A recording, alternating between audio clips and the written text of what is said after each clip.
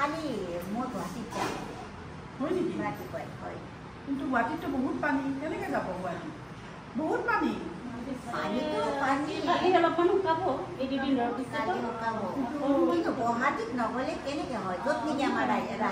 সেইটো হয় যাব লাগিব কিন্তু গুৱাহাটীত এনেকুৱা এতিয়া অৱস্থা হৈছে গোটেই পাহাৰৰ পানীবিলাক আহি পেলাই ইমান জমা আছে তাতে মানে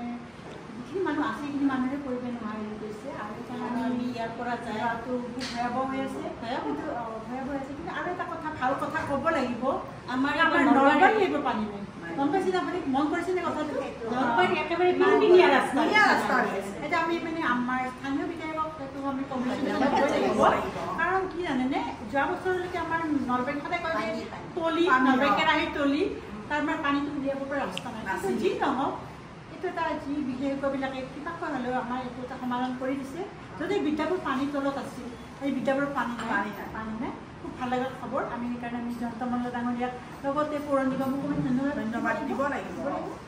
ভাল লাগিছে আচলতে গুৱাহাটীৰ পানীখিনিৰ বেছিকৈ কাৰণ হৈছে গুৱাহাটীৰ অৱস্থা আমি গোটেই তিনিওফালে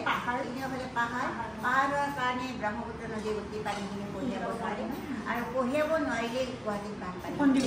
আৰু ইফালে পাহাৰৰ পানীবিলাক নামি নামি আহি যায় সেইকাৰণে গুৱাহাটী চিটিখন আমি কি কৰি ৰাখিব লাগে সাংঘাতিক প্লেনিং কৰি বনালেহে গুৱাহাটী টিকিব নহ'লে নিটিকিব প্ৰতিবাৰে এনেকুৱাই অৱস্থা হ'ব যদি নকৰে চলিউশ্যন যদি নিদিয়ে বা নকৰে এনেকুৱাই